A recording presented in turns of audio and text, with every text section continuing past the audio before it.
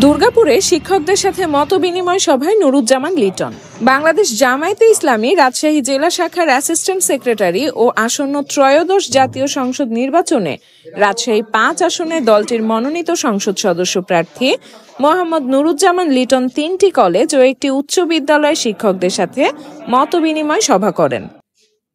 বুধবার সকালে রাজশাহীর দুর্গাপুরে শিক্ষকদের সাথে এক মতবিনিময় সভায় প্রধান অতিথি হিসেবে উপস্থিত থেকে তিনি বলেন, রাষ্ট্র ব্যবস্থার সংস্কারের পাশাপাশি আমরা মনে করি আমাদের ব্যক্তি জীবনের সংস্কার করা প্রয়োজন আছে। সবারই কিন্তু স্ব ক্ষেত্রে অবদান রয়েছে। সুতরাং আমরা একটা নির্দিষ্ট গোষ্ঠীকে যদি মনে করি যে তারা কিছু ভুল ত্রুটি করেছে, তাদেরকে আমরা সমাজ থেকে বিতাড়িত করবো, আসলে তাহলে সমাজে ভারসাম্য থাকবে না।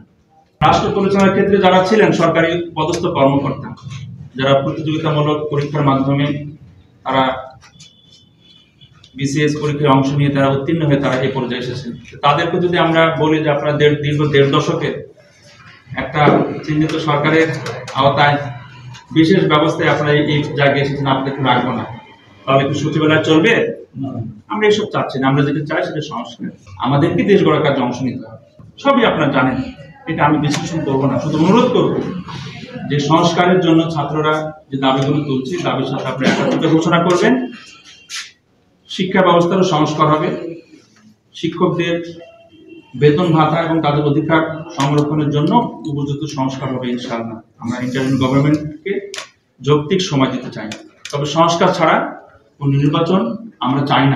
এ সময় Hatkanpara Jobeda degree college, Bakhtiarpur degree college, Bakhtiarpur উচ্চ বিদ্যালয় ও দাউকান্দি সরকারি ডিগ্রি কলেজের শিক্ষকবৃন্দ মতবিনিময় সভায় উপস্থিত ছিলেন। মতবিনিময় সভায় অন্যান্যদের মধ্যে উপস্থিত ছিলেন জামায়াতে ইসলামী দুর্গাপুর উপজেলা শাখার আমির সাইফুল ইসলাম, সেক্রেটারি শামীম উদ্দিন, উপজেলা নায়েবে আমির অধ্যাপক ফজলুল বারী সোহরাব, দেলুয়াবাড়ী ইউনিয়নের ভারপ্রাপ্ত চেয়ারম্যান জিয়াউর রহমান সহ প্রমুখ।